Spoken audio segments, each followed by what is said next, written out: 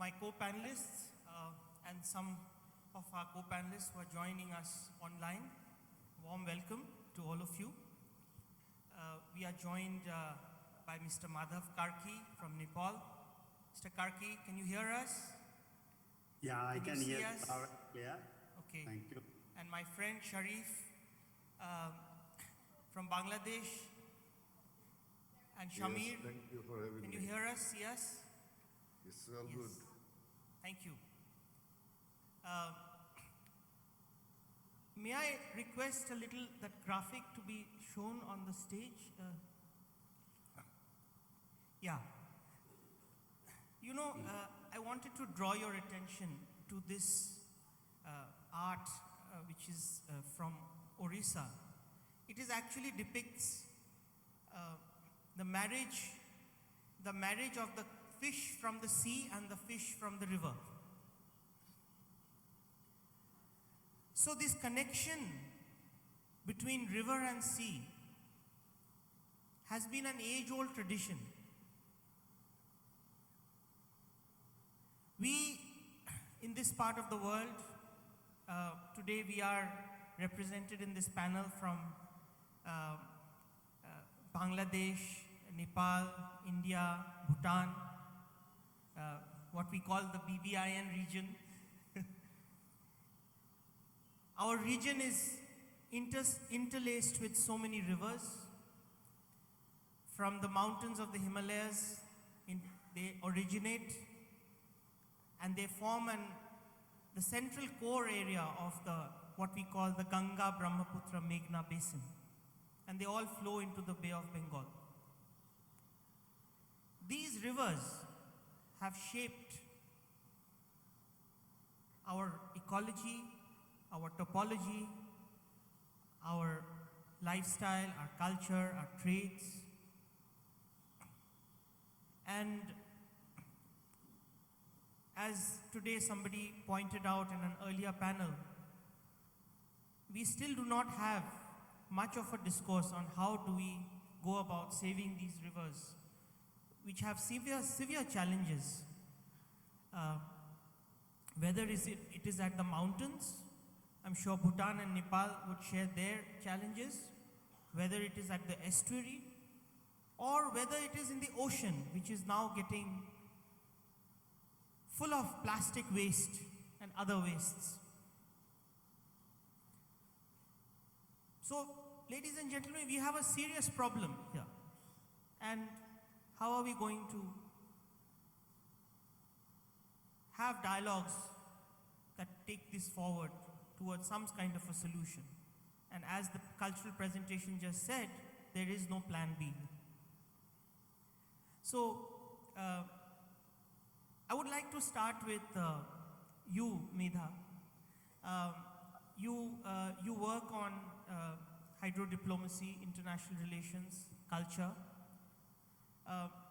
Can you share very briefly, as I start this conversation, to share some inputs and insights on how do you see the discourse of cooperation for saving these rivers and the waters moving forward? Thank you, Sabya. I think this has been a very interesting and a very reflective morning for all of us. When you talk about perhaps put hydrodiplomacy and culture in one frame, I think it's best to start from how we define diplomacy. And diplomacy is generally defined as the art of conducting international relations through negotiations. I would say that this is a rather parochial, limited definition, and we need to,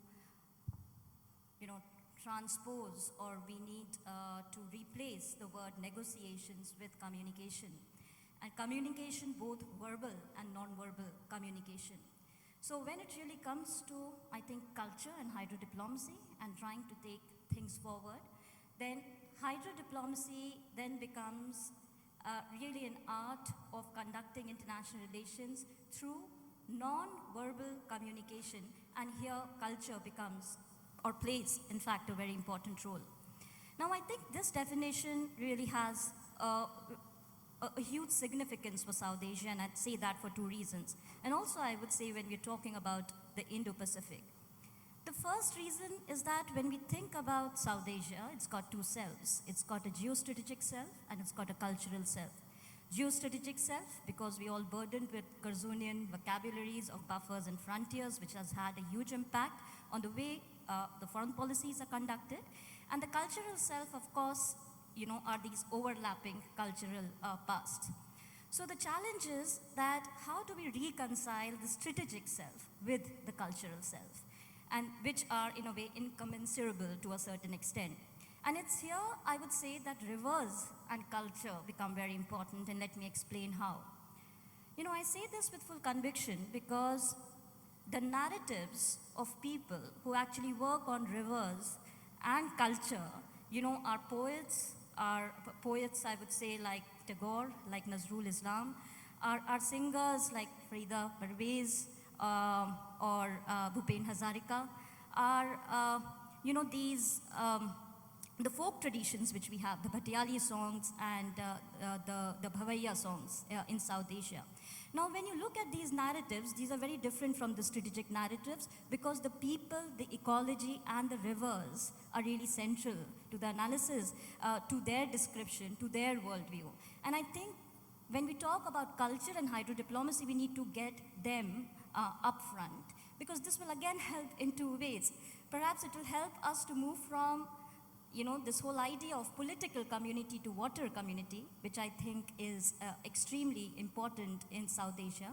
And also, if you look at the cultural practices in South Asia, for instance, look at the songs by Bhupen Hazarika on the Brahmaputra, who's, translated songs in, sung songs in Bengali, in Assamese, in Hindi. Yeah. And this really has a very relational impact, on the people, because what you're essentially doing is that you are using multivocality to make, the idea of rivers more relational, more inclusive.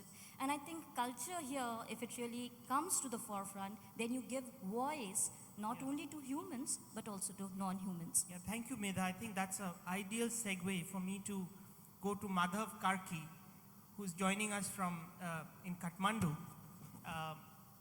Madhavji, South Asian rivers are hydrologically connected, of course, but we are politically disconnected. And, the cultural significance of these South Asian rivers are widely recognized, as Medha just said, and shared across the region.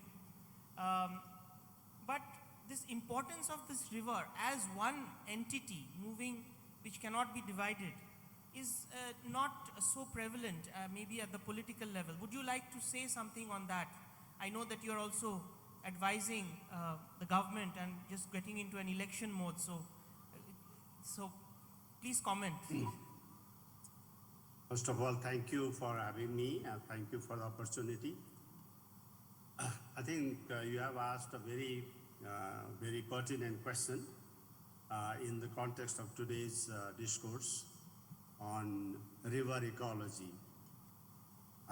You mentioned, and my previous panelist also mentioned, that the culture is a very, art and culture, I think, play a very important role in our, I would say, in our water management.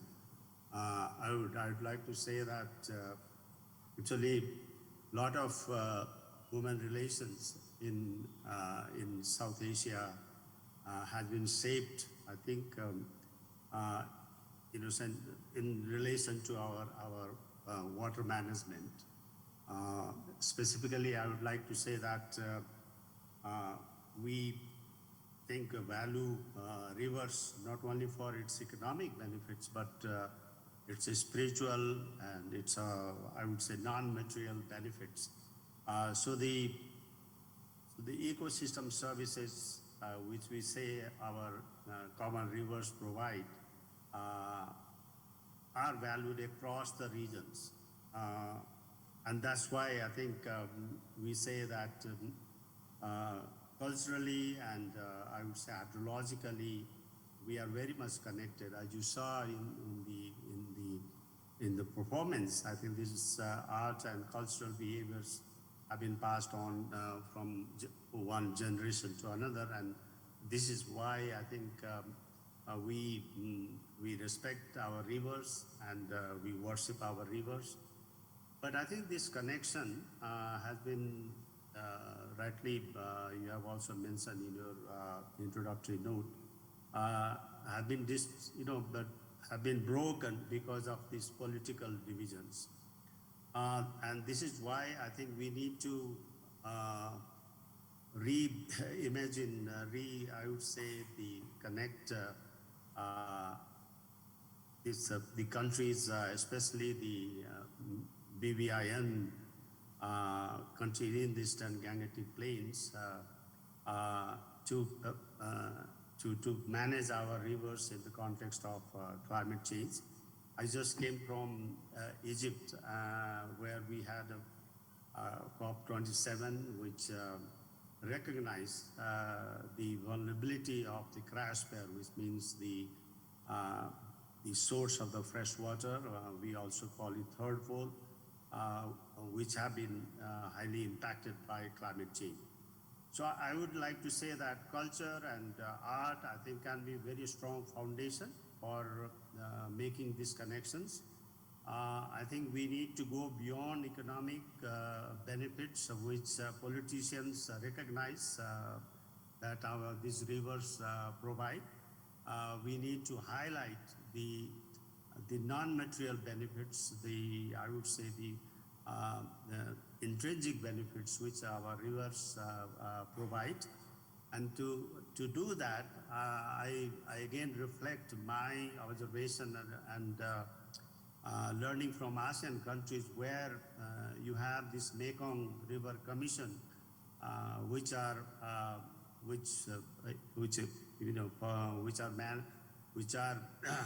is managed by several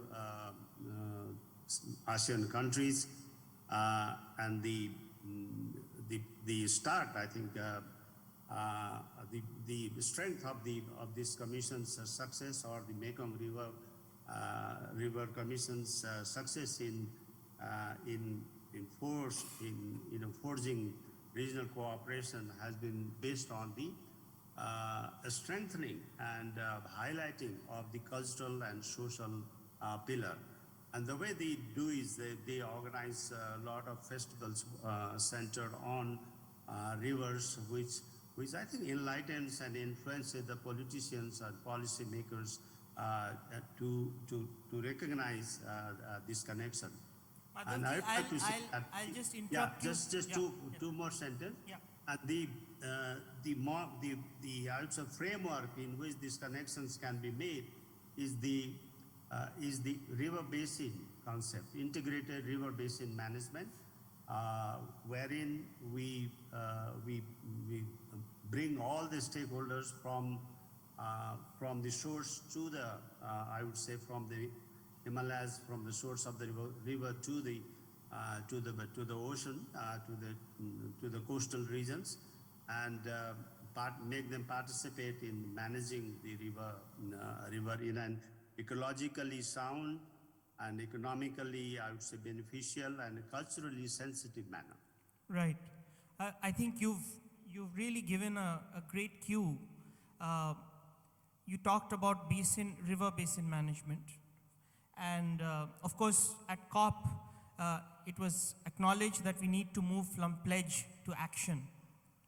I think at the root of action is the role of people, communities, who are on the basin, who inhabit. I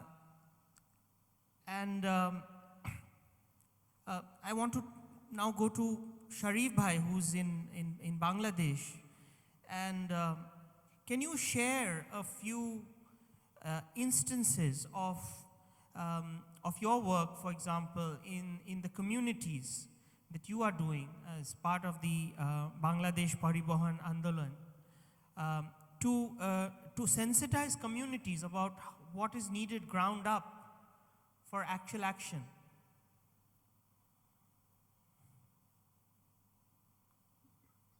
Thank you, Savia. Is that audible? Yes, you're audible, please. First of all, I'm missing the in-person meeting there. We are missing you come, too. yeah. But the reason I couldn't come is a meeting just going on, Thanks so to it's technology. still conflicting. So I'll be very brief, and I will seek apology from you to leave the meeting earlier.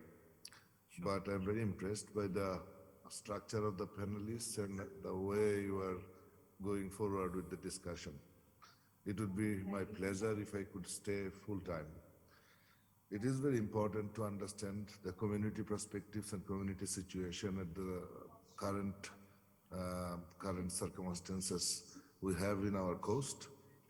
But to understand it, let me inform you about the current status from the legacy it has been carrying forward since this government took power in 2009. Government, when it took power, it is their third tenure, but when they started their first term in 2009, they envisioned this country for its economic growth. And to grow economically, they thought about industrialization. And for industrialization, you need, transportation, communication, raw materials, all these are very important. So if you check the long-term visions and plans and policies of the government, that all are focusing on the coast of the Bay of Bengal in Bangladesh. So here we come with the pertinence with our discussion. I don't know how long, Savia, you want me to... I would request you to make a short intervention of maybe 2 to 3 minutes on what you see on the community, and then I'll come back to you after a little bit. Okay, it's all mess going on because Yeah. the plan is inadequate. It is not science-based. It doesn't have enough data when the plan was being adopted, and when the implementation is going on, there is no governance, no accountability, and no public perception and people's contribution to the policy formation and implementation level. That's why there are problems happening at mass level at the ground. As for example, for facilitating the industrialization in Rampal hub and Rampal area, it needs Poshur River to be dredged, and the port authority needs to dump the dredged spoil somewhere. And they selected a 3-time yielding cropland where densely populated villagers are living there. So there is a big clash between port and the villagers of the village where they are supposed to dump the dredged spoil. Now hundreds and thousands of women are protesting the government to dump the dredged spoil there. So government cannot dredge the river, and when the dredging is not done, then the industrial equipments are not there, so the factories are not, industries are not being, commissioned or in a proper way. So there is one way the displacements are going on for not necessarily climate change.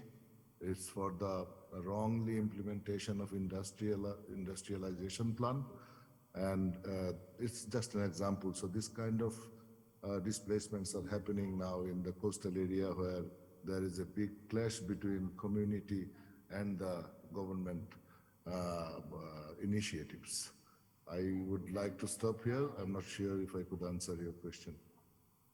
Yeah, I think I'll now ask Norbu. You have been working with the community in Bhutan, and can you share with us, as a mountainous country, what are the challenges that you see in the way the community perceives the river and the way that the initiatives being taken by the government in Bhutan for saving the rivers, and there's a lot being done, I know. How that is panning out, how community participation is helping the efforts, basically. Good afternoon once again, everyone. I think first of all, thank you, Sabya, for having me here.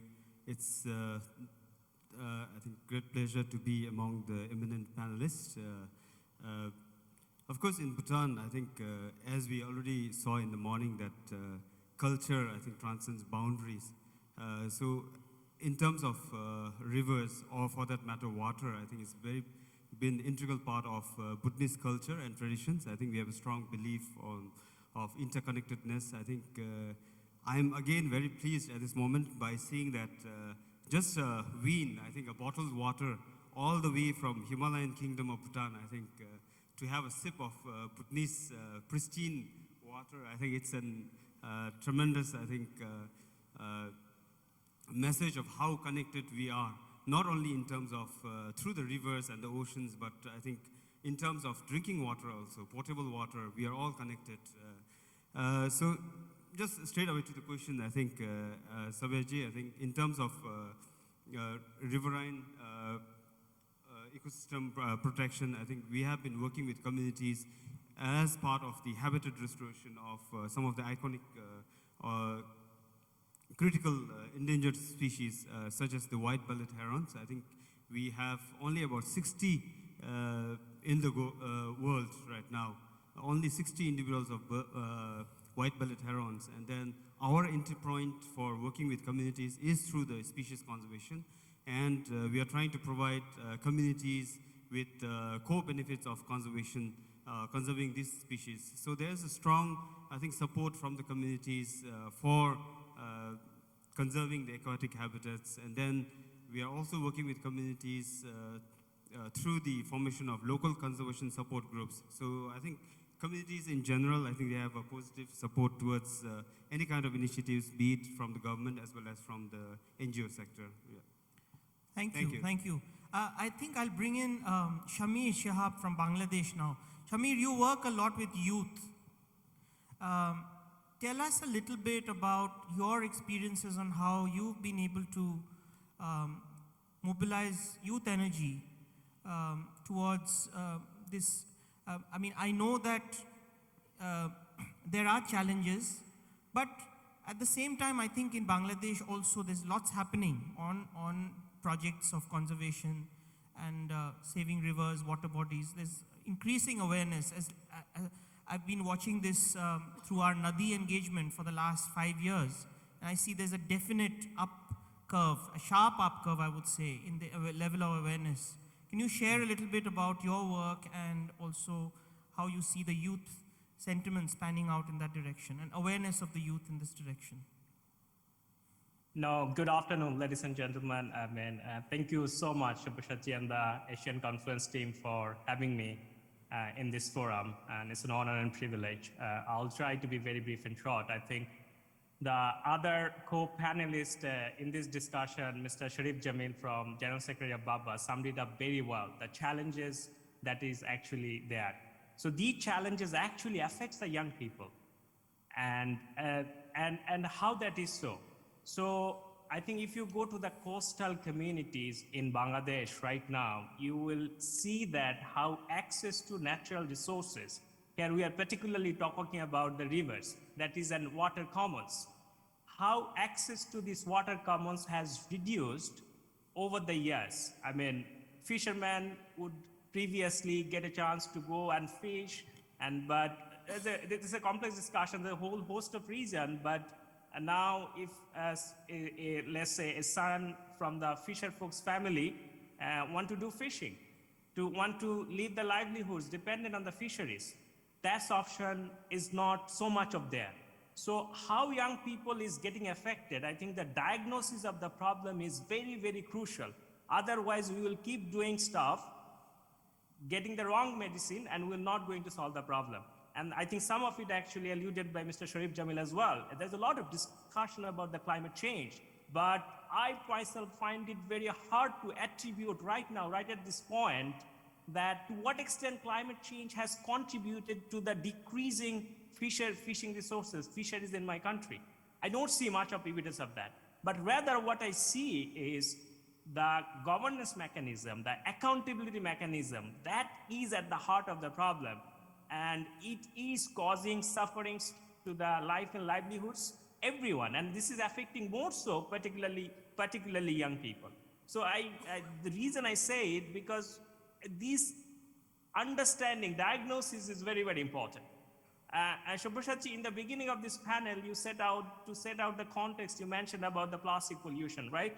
So I hope you can hear me well. Okay. So where is this plastic coming from?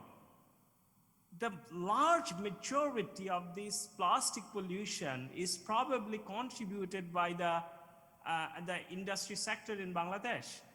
And so you and I, in a very micro scale, that is important for behavioral change, I don't deny it, but it's important. But the large pollution of our rivers, plastic pollution and other pollution, is done by major industries. The reason behind it, we have put the growth at the heart of everything. The entire political narrative is dominated by growth. The spiritual connection with river and cultural aspect of it, people's well-being is not at all into the equation. So I think that understanding is crucial. So I think the part of your question now, what young people perhaps is doing or could do, in my understanding of some of the work that we do, of course, education, awareness is absolutely necessary, but also that has to be in the consciousness level. By that I mean, just knowing about it, that plastic pollution is bad, but I keep consuming plastic, that means your awareness hasn't reached to the consciousness level. So one need to understand that the socio-political driver and the politics that is behind it, like for example, let's say, the polythene bag is banned in Bangladesh, but if you go to the market, it's legally prohibited. You can't produce it, you can't sell it in the market, but it's widespread, it's available in the market.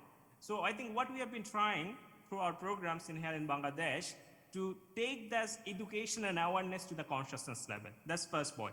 The second point, I think just awareness education, I mean, if young people's livelihood is becoming less and reduced, I think to tell them that we need to conserve environment, that romantic environmentalism is not going to work. So we really need to create livelihood opportunities for these young people who are being affected because of this mismanagement of our natural resources and so on. So that's where comes in, I think, green entrepreneurship, supporting young people, how the challenges that lies, especially like on the pollution front, can they come up with new ideas?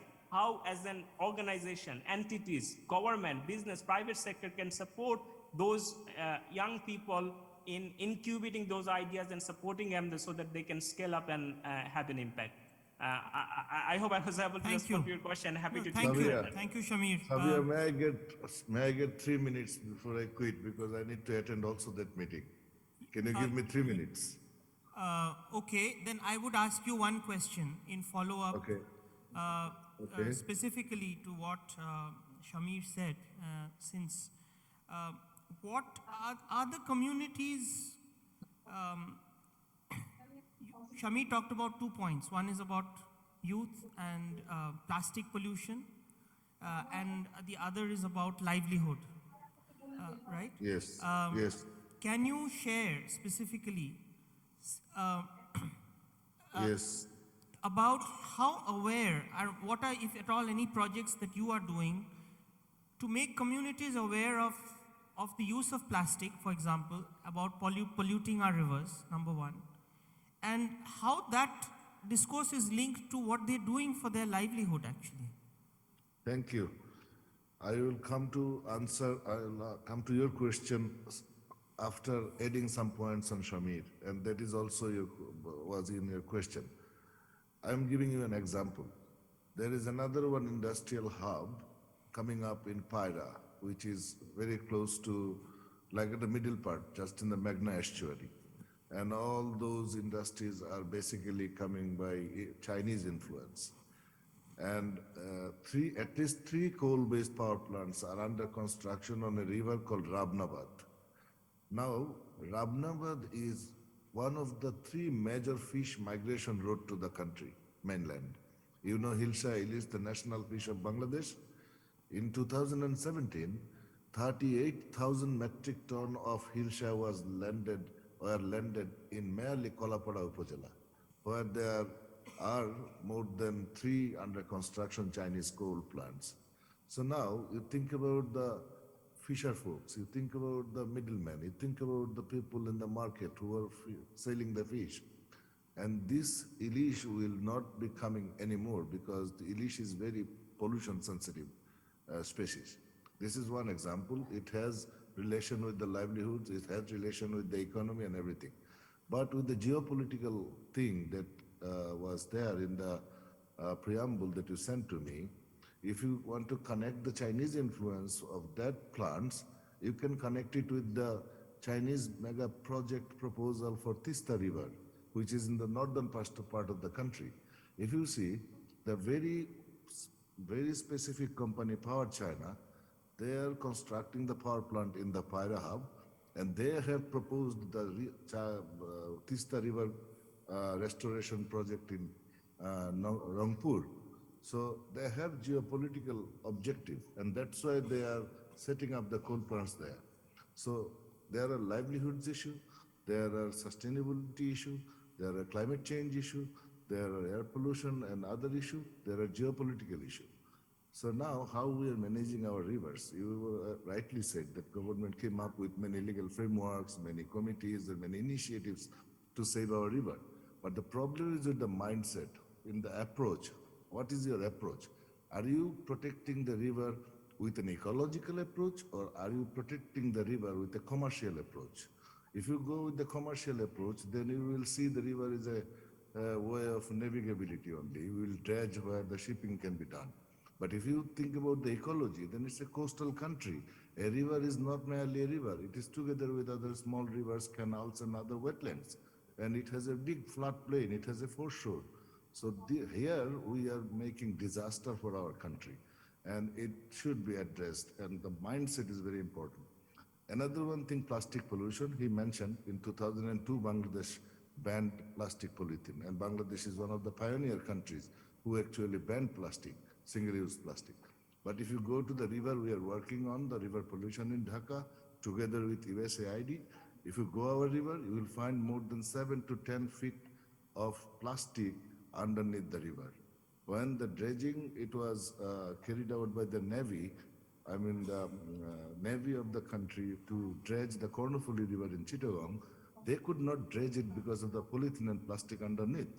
So it is the governance, but not merely the governance. You need awareness, and you also need to make the alternatives available. Otherwise, people won't use it. So it needs a comprehensive plan of action that will have short-term, mid-term, and long-term projects and initiatives. But to adopt all of these things, we are missing two things. One, proper data backed by scientific research and study, and another one is people's participation in the process. So if we can do these things, and yes, of course, more than 50% people are youth, if you consider it in a broader scale, broader framework. So youth engagement is very important, and from the civil society platform we are working on, we already declared our youth platform very recently. So we will be organizing youth to come up to protect the environment and ecology of the country, because this country is created by the nature. You know, it's from the Ganges and Brahmaputra. It's the largest active delta in the world. So if we cannot protect the delta character, we cannot protect this country in a long run. And plastic is a very alarming thing. In 2021, World Bank actually said Bangladesh is one of the top plastic polluters to the global ocean. So, of course, and in Dhaka, annually per capita consumption of plastic is more than 22 kgs. It's probably 22.25 kgs. So, yes, we need to do that, but to do that, it's not like we need robust and rocket science. The discharge points we have towards our river are identified. We can just put nets on it and collect the solid waste from there and reuse it. We can stop using and production and marketing of plastics. This is one thing related to the governance and related to the availability of alternatives. But on the other hand, if you want to manage or protect the rivers from plastic pollution right now, you can you can regulate the discharge points to the river at this moment. Thank you, Sharif bhai. Thank And you, thank you. If you excuse me, I also want to leave because. Oh, you have to leave? Okay. We will miss you, but thank you so much for joining us. Thank you so much for Thank you having for me. shedding light on this issue of plastic, which actually, I'll come back to Medha. Can you, when you're talking about the Indo-Pacific, we're talking about being connected by shared waters. It's the ocean which is at the heart of the Indo-Pacific.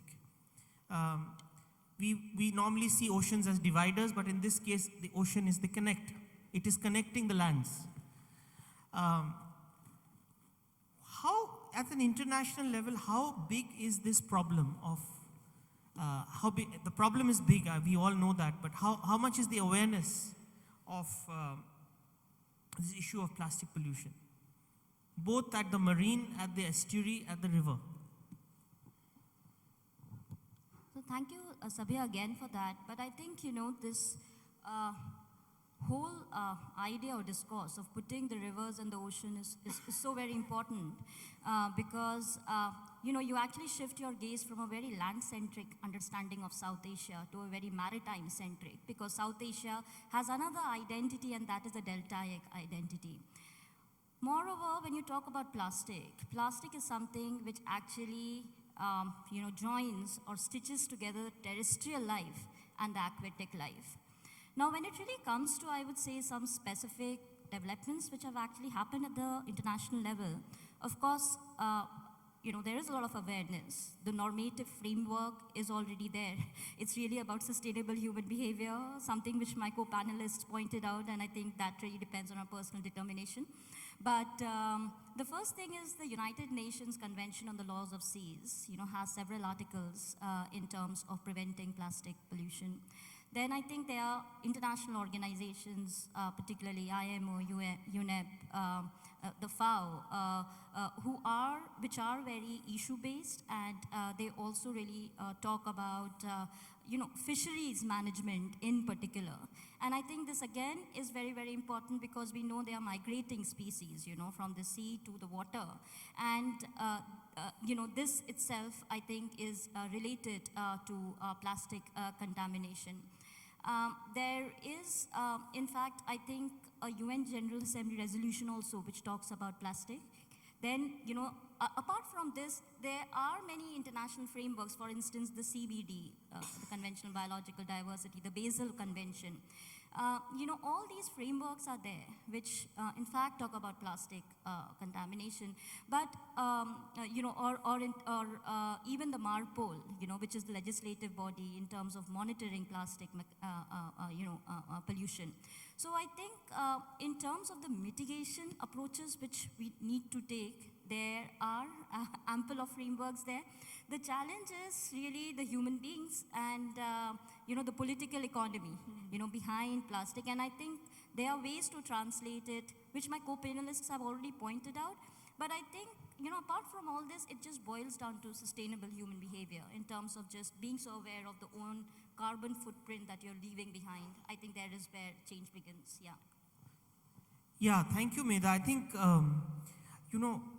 Norbu, Bhutan, we all view Bhutan as a country which has really gone ahead in a lot of new ways under His Majesty's,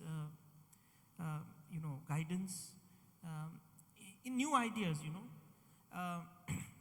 How are you seeing the Bhutanese society and the community being a uppermost riparian? But what you throw in the river, if at all any, does impact, your own waters as well as downstream.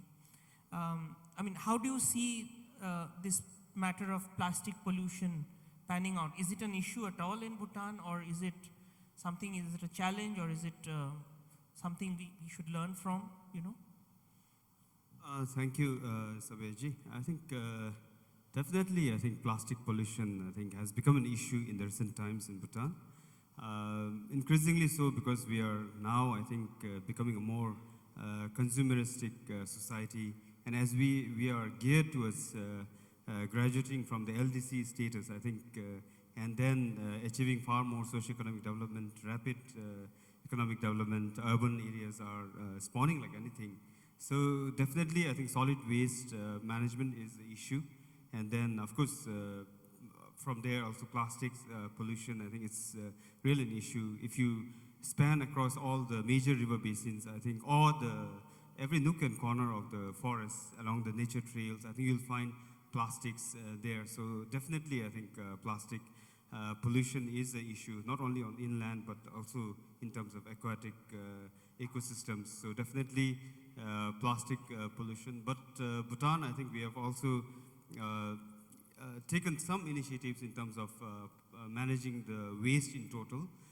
We have initiated this national flagship program on waste management. I think we are trying to change the mindset of waste segregation right from the home, so that to prevent pollution of our any environment within. So that's one initiative that we have taken. We are also trying to have green roads. I think trying to promote the use of 3 Rs. I think reduce, recycle, and reuse.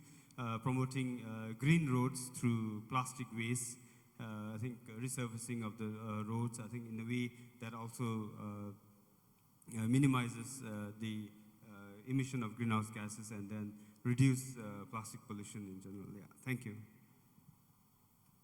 I think, thank you, Norbu, for that. I think we need also sharing of best practices across the region on what we are doing right and what we are doing wrong, and where somebody's best practice can be shared, and sometimes, somebody's best practice could also be not a best practice for somebody else. So this kind of a sharing, I think, becomes very, very important, because we are basically one tight region connected by our rivers.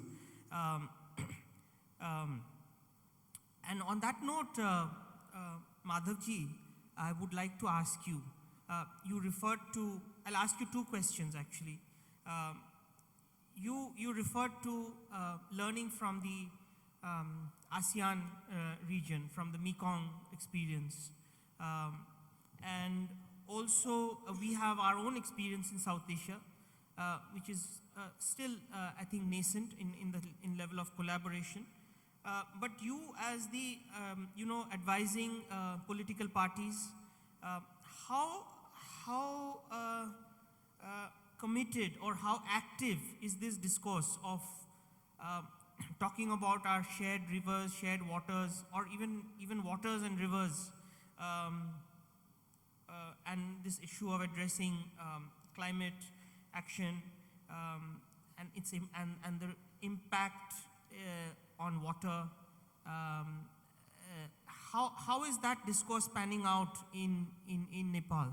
Can you share your perspectives in the political establishment? Thank you very much for this question. As you know, river provides a lot of ecosystem goods and services. So, for any political parties in any nation state, river, the water flow, I think power flows along with the water flows. So rivers are also source of power. In Nepal, which has more than 6,000 rivers, river resources are, managing river resources are very, very critical, very important. As you know that Nepal is one of the richest countries in terms of the hydro electrical power potentials, which remains to be harnessed. So we are just beginning. I think Bhutan is ahead of us. But so far, most of the political parties has kind of, shared their vision of prosperity, using economic sort of services of the rivers. But I think perhaps it is because of the climate change, which has really heightened the concern of disaster among the policymakers and the public. The political parties in this national elections have all included the socially and environmentally sound management of our resources, taking into consideration the climate change risks.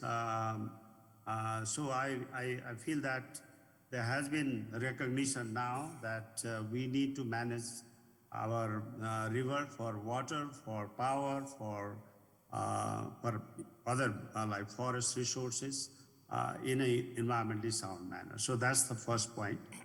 And I think I wanted to share with my other panelists that we talked of plastic pollution, and pollution is one of the 5 direct drivers of climate drivers of change in our world. And this in the context of the river, you can see that the plastics which we use in Nepal or Bhutan, in the upper riparian countries, I think they end up in the oceans, and then ocean plastic pollution is a very serious threat to the marine life and coastal livelihood. So definitely we have these common problems, and we have to find common solutions. And in our discussion, we feel that at least, I mentioned that we should learn from ASEAN. We should also learn from European countries where they have a very successful management of Rhine River. European water framework is a very, I would say, very enlightened one. And I also like to say that this will, perhaps climate change has brought us to a stage where I think now there should be this awareness among our political leaders, and perhaps my colleague from the Southeastern University can highlight on this enlightened water diplomacy or hydro diplomacy, because we need enlightened diplomats who can really engage policy makers across the countries. And the reason I'm saying that we cannot manage river in a kind of within the national boundary without having impact across the region. And that's why I mentioned to you that all over the world, the recognized model of managing river in an ecological and also economically sound manner, and social, also sound manner, is integrated river basin management. We have to take the entire basins from the source. For example, if you consider glacier lake outburst floods, its impact will be the Gulf events in Nepal and Bhutan will have impact in Bangladesh and in India and Bangladesh. Similarly, we have the monsoon floods which inundates a large part of the lower basin countries. So we have to have this integrated river basin management. Our SARC model hasn't worked well, but we have the BYEI. Just a few years back, we had Bhutan Climate Summit where this river management was one of the component, and BYEI country perhaps work together to manage these shared rivers, wherein we manage to conserve our river ecology, to develop our economy, which is possible by going but not using water just as a service, I would say the essential service for our life, but also as an economic commodity, because it is producing the clean energy. And if you know that India's and Bangladesh power clean energy demand is just going to increase manifold. India itself, I think in the next 10 years, it will grow 145%. So while there are problems, I see there are opportunities. Climate change has brought both problems and opportunities. We all have now made this net zero roadmap. India wants to be net zero by 2075. 2070, Nepal and Bangladesh and Bhutan is already net zero. We have a plan to be net zero by 2045. And for that you need non-fossil energy. And in India, they have committed, even in the recent climate change, they will phasing down coal energy. So we have this huge opportunity of using rivers as a source of energy, source of water, and this will be essential for economic development. So let's not look at river just for water. Let's look at river as a source of all the ecosystem goods and services which we need for our health, for our culture, for our economy, for our ecology. If we take this holistic view, then I think we can solve pollution, we can address climate change, we can address our poverty.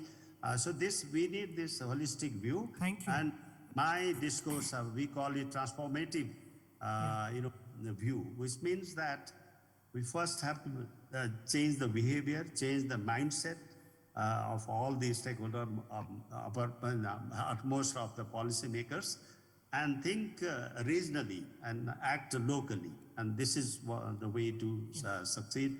World is in poly-crisis, not only, I would say, triple crisis. We are in poly-crisis, where the impact is more than the sum, which means if this climate change, pollution, then we have environment degradation, and then we have the other impact is the invasive alien species. And thank you, Madhavji. I think you made a very important point, which is act. So we need to, last point would be, business as usual is not an option. We need transformative change in our behavior, in our education, in our regional cooperation. And for that, we need enlightened diplomacy, enlightened, I would say, diplomats who can work across the country, across the national boundary. This is how we can connect at least the BBIN, I would say politically, and build on hydrological and cultural connections. Thank you. Thank you. I think you said several very enlightened thoughts. You said about think regional, act local. I'm not sure only diplomacy, how much it can do. I think it will need much more participation, political will. After all, diplomats are under the government. I would like to say that the social and cultural foundation, I think, will cut. Yes. You see that we all worship Ganga, I think. We got it. Why not we connect, build on that? And yes, of course. Organize this event, really highlighting this social strength, this cultural strength, which I think will follow the political, I would say, the actions. Thank you so much. I think we have about a full 25 minutes for the audience to take some questions. Maybe I would ask the first question to start with you, Medha, and then I'd open it up, and then the audience, please feel free. And I'd request the audience also to come in with this question of mine and think about it. We are talking about reimagining and reconnect. Reimagining what? Reimagining our waters, reimagining our rivers, oceans. We need to reconceive how we are looking at it. And how do we connect to it at a deeper level? How do we feel for it? It's not just a commodity which we use use and it's there for our use rather, but it's a living entity. Water is our life. How much of an awareness is there? What can be done if you say you were to reimagine and reconnect at the diplomacy, hydro-diplomacy level? Give me a very short one-liner or two-liners about what can be done before we open it up for further questions from this audience. I think, okay, maybe two sentences. Two sentences. The first is that when you're talking about reimagination and reconnecting, I think, Sabya, you've got a very beautiful concept today right here. And that is the concept of representation. So when diplomacy, in a way, is very central to representation. And when we are talking about diplomacy here, who are we really representing? Fine, we're representing interests. But I think through cultural performances like this, you're representing the interests of the non-human. It could be the ocean, it could be the mountain, it could be the fish, and there is where I think you start changing the discourse. Now, in terms of, I think in my own capacity, that's what your question was, I think, I have at various levels, I started with a think tank, which was under the Ministry of Defense, started working on water negotiations, and after a while I felt that, it's just about distributive bargaining strategies. You try to understand frameworks, you try to come out with some suggestions, doesn't really work. And I think after I joined the university at that level, what we've done, I think with Pakistan, there is one project which we did, which was to really take the case of the minor river, which was a transboundary river, River Ravi, in a way shifting the discourse from the major rivers, like the Ganges, the Brahmaputra, and the Indus, to these minor rivers, these streams, these rivulets, which I think are also very important. So in terms of the classroom and one-to-one engagement, what difference do you make? I think that's important. It doesn't matter if I'm sitting here, but I think when I'm in the classroom, when I'm talking to that single person in front of me, there is where I'm making a difference. Another, I think, thing which we've done with IUC, and Wangdi also was there, we in fact took a very critical take on hydro-diplomacy, not only defining it from political or legal lenses, but in fact talking about the cultural, the psychological, the gender aspects of it. The psychological aspects were just brought up when most of the panelists were in fact talking about changing mindsets. But I think it's one-to-one conversations where you make a change. Thank you. Thank you. I think I'll come back to you, Norbu, with a similar question. What would you do if you wanted to reimagine and reconnect? And same for Shamir, but I'd now like to open it up to the audience here. If you have any question, the floor is open, is there any question? No hands up yet? Oh, there is? Okay. Kindly state your name and keep your question brief so we can take a few more questions, more than, yeah. Thank you so much. Thank you. I'm Niladri Chatterjee. I teach English at the University of Kolkata. My question would be, how much plastic pollution is this conference creating? Thank you. It's a very good question. Yeah. Okay. Any other questions? Yes.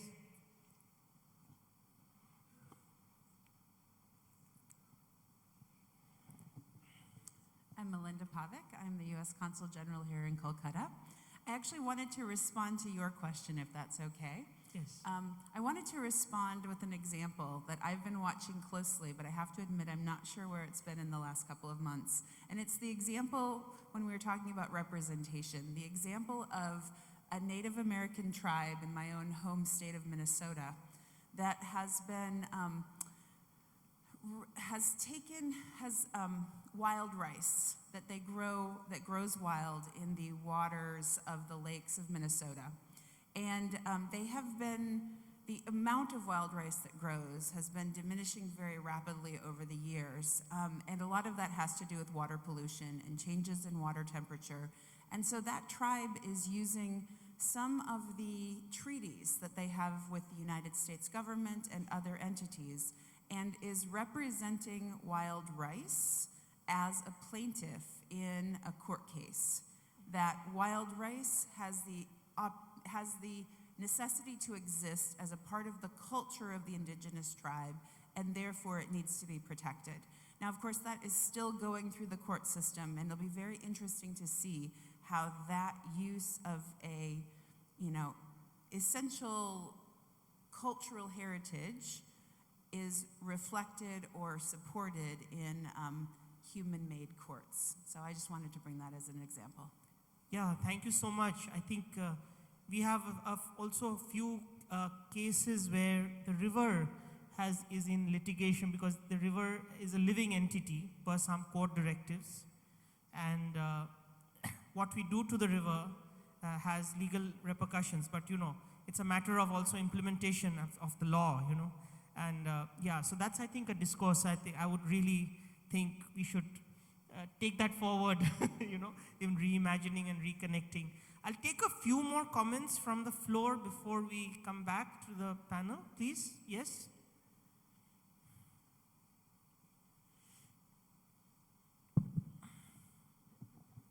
Hi, I am Tamanna Maiti. For your question, sir, reimagining and reconnecting, I would like to reimagine the dynasty which was extended by Ashoka till Iran and by the Chola dynasty to almost Southeast Asian countries. Like it almost covers Indo-Pacific region. To these borders, can we connect via, like we listen free trade agreement as India is signing with various countries. Can we connect by free cultural agreement? Can we approach to government this kind of these things? Can we do that? And in case of sir, just a few delegates from Bangladesh and Nepal also said that government accountability of government and mindset of people. It is very, very ironical that see, we have so much plastics in our table, so much toffees with plastics. So mindset need to be changed from ourselves only, and government, we should approach to government. Right. Pressurize them. Right. Yes.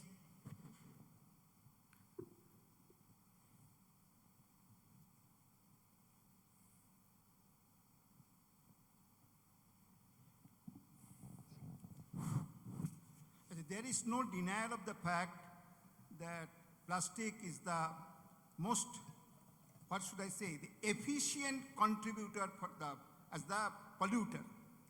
I have no data with me, but simple one joke that just concluded this climate summit of the taken by the United Nations.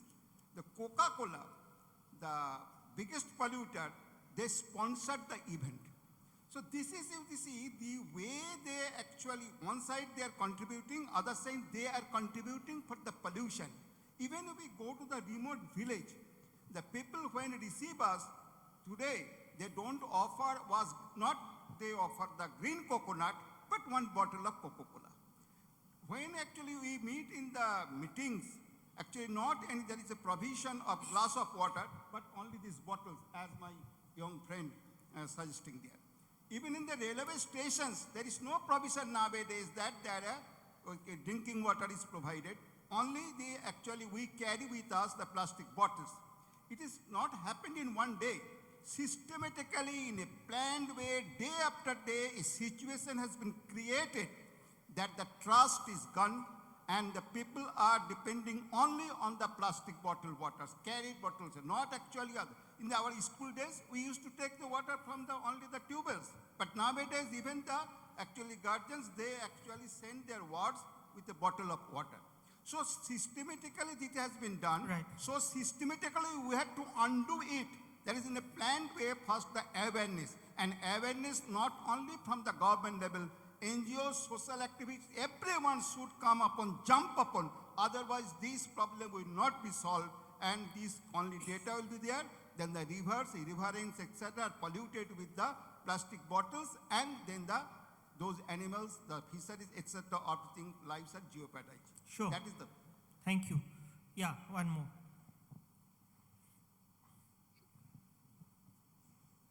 Yeah, there's at the back.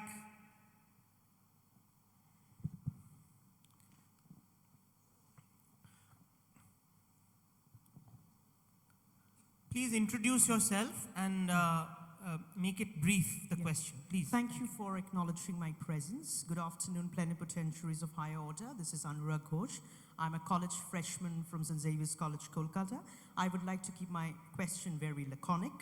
Do you think that the acceptance of the general contrivance of water as a resource and an economics-oriented nomenclature the root cause of its exploitation? Although the question is very rudimentary, but I would like to have an expert opinion on that. Thank you. No, it's not rudimentary at all, I think. Thank you for that question. I will actually, I think, first ask Norbu to respond to that question, and then we will go thank you very much. along with it, Norbu, if you can also talk about how you would reimagine the discourse. Yes. Thank you very much, I think, for the interesting questions. First of all, I think to the discourse on reimagining and reconnecting, I think I really feel that it's a self-retrospection of how you are connected with nature. I think how we have originated, no? What is our initial connection with nature? I think this discourse we must really look into, and then it is really our actions. I think we have the solutions right in front of us. If all individuals, as individuals, we act, then I think we'll be able to solve the solutions, the global issues. And then we are here, I think, waiting for all the developed countries to, find solutions for us. I think it's no time to wait. I think it's now time to act, I think, locally, even if it is a small act against solving miniature of the global grand challenges that we have. I think then we'll be able to achieve, as rightly mentioned by some, that as NGOs, as civil societies, as organizations, as government policy decision makers, if you all act as one, I think, and then try to reconnect with nature, I think that is the essence of all where our solutions lie. So I think, thank you very much. Yeah. Thank you. I will actually go back to Shamir now for, Shamir, would you like to, you heard a few sentiments expressed, few concerns expressed, and a question also from the audience. And also the US Consul General highlighted a case of the litigation about the grain of rice, and we know we have some cases in India about living rivers, you know. They are in the courts where rivers have been declared as living entities and they have a right to live. Can you share a few insights from Bangladesh and as part of your sort of reimagine, reconnect comments for this panel? Thank you very much, Shubha. Is that going to be my closing remark as well? So I will... Yes, because we are also running short of time, so you can, yes. Thank you. No, I will try to be very short and on point.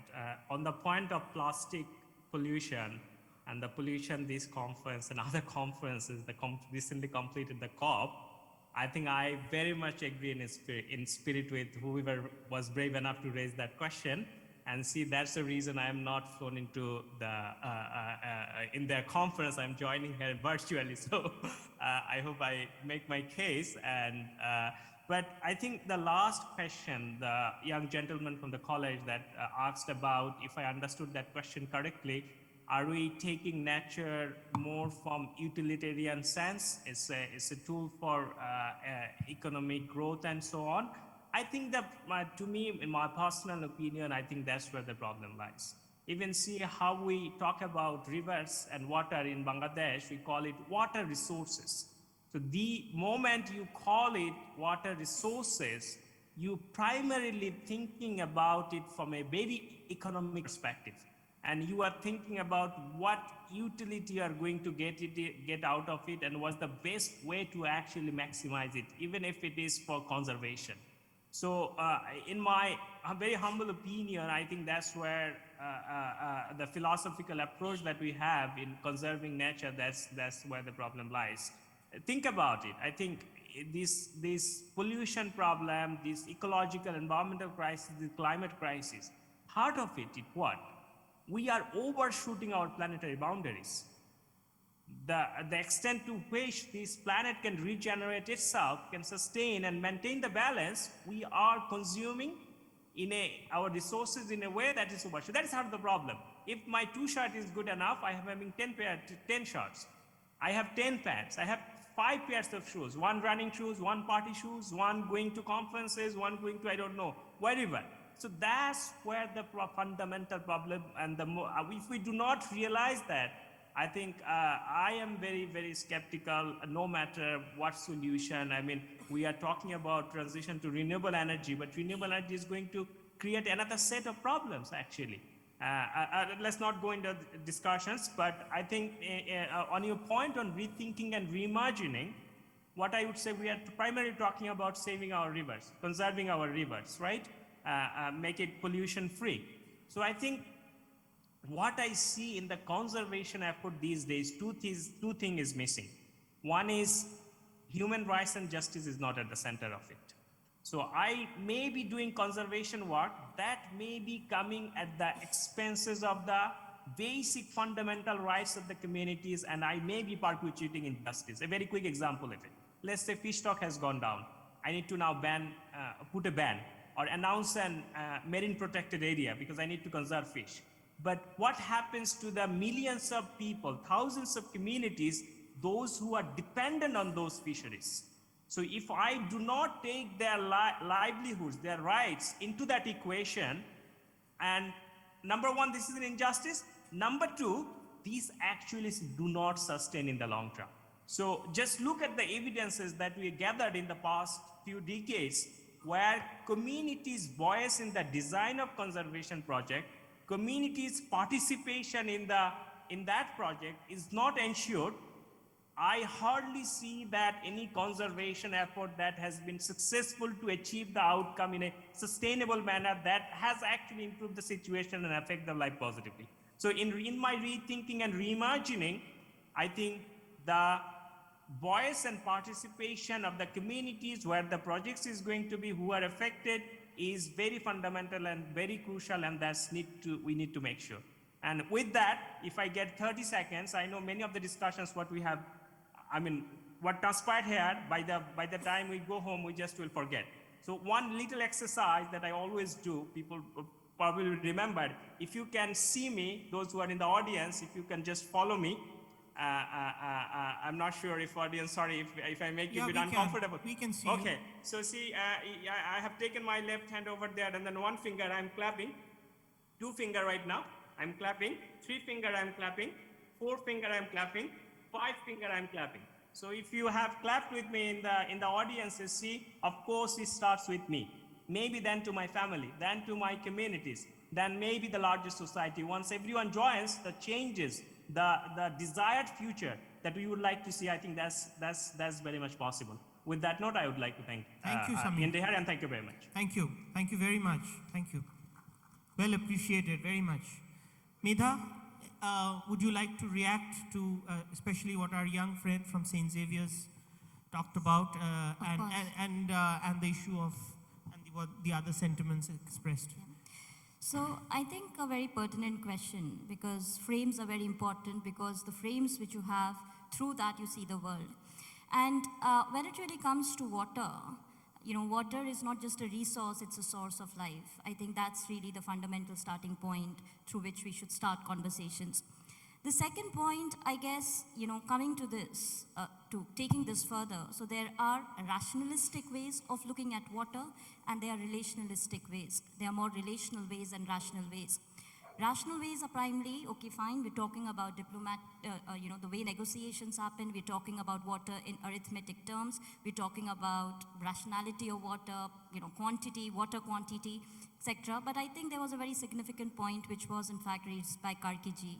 And he said that we need to really move to this broad framework of IRBM.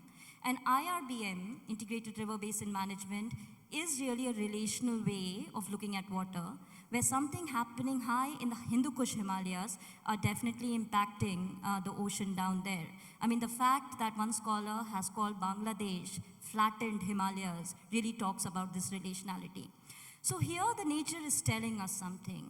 The nature is telling us that it's very, very relational, it's interconnected, and one disturbance there, say in the mangrove forest, or you know, you actually plant mixed variety of trees there, you are disturbing the ecosystem there. And there is where I think that this whole idea of representation of the non-living, of the non-human become important. And this is where, you know, going back to this this whole question of recognizing them, the idea of living entity. You know, I would just like to draw your attention to this Treaty of Wangdi, which was actually signed between New Zealand and Maoris.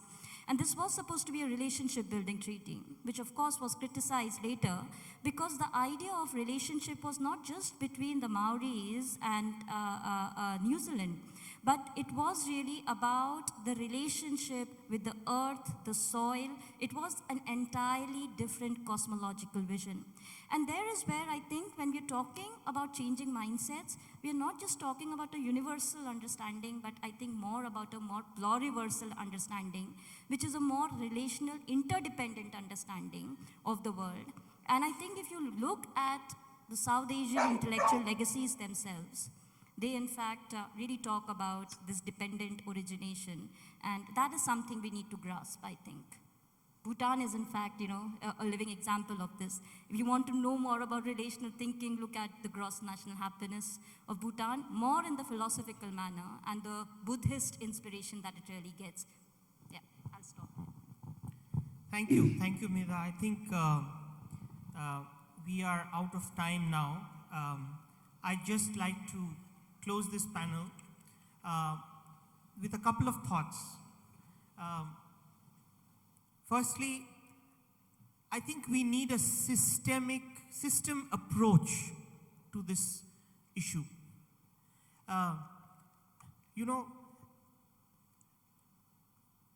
We have to see the big picture as well as the small picture. It's like a big system, it consists of little cogs. If I say that my car, if it's a system, if the carburetor is running okay or the car is okay, it's not okay, right? So we have to make a systemic view of this entire problem. I don't think there are enough discourses which looks at it as an entire system. In the system, it has to be incorporated, the role of government, the role of community, everybody, and a systemic solution. So this, I think, needs to be a point of study for researchers. And we were talking about research methodologies and pedagogy and also modus operandi of how advocacy is done, basically. And it's important to understand that everybody needs to understand the system. I really appreciate your criticism on the plastic bottles. As the ED of Asian Confluence, I take responsibility for it because we are one of the organizers. But at the same time, I would say that we are also victims of a system where, this is proliferating. So, well taken. I'm not shying away from your comment, but I think we need to think about it in various dimensions. If I stop today, but why is it not stopping everywhere? So this is the issue. That's one. Secondly, Mr. to your Dutta, point. can I have a few minutes also? Pardon? You missed, Mr. Dutta, can I have a few minutes? I think I was not given the opportunity. Madhavji, very shortly. Just give me 2 minutes. Okay. The first point I want to make about the utilitarian approach to water is that the economic value of water is given high priority, but not the other values, which are the intrinsic value, the spiritual value, the cultural value. I think those values have also to be counted. Then only water will be managed soundly. Now, the second point I want to make, in reaction to the comment from my American colleague is that, traditional institutions, traditional laws, and I would say traditional legal frameworks are very important for sound water management. In Nepal, we have many examples of the very successful community-based water management. And my final point is that you talked about system approach, ecosystem, reimagining, reconnecting means living in harmony with nature, living within the environmental boundary, sustainably using natural resources. So reimagining means, reconnecting means, our ancestors used to respect nature. We should also respect nature. We should also follow the natural process and natural law. And this is why I said that if you want to manage river water, you have to manage from the peak to the coast, which is the integrated river basin management. So these are missed Thank out. you so much. Thank you so much. Thank you so much, Madhavji. And I think that brings me to my last point, which is that when you look at the system, culture is a very, very important component of this system and the system we are in. This defines us. It defines our emotions. It defines our sensibilities. So on that context, using culture, not using, but I would say the medium of culture, respecting the medium of culture equally to as much as technology or science would be very helpful to address the issues. We are out of time. This is a very, very involved conversation, but I'm glad that we all could join in it, at least for some time, and hope that we can engage further. Thank you for your time.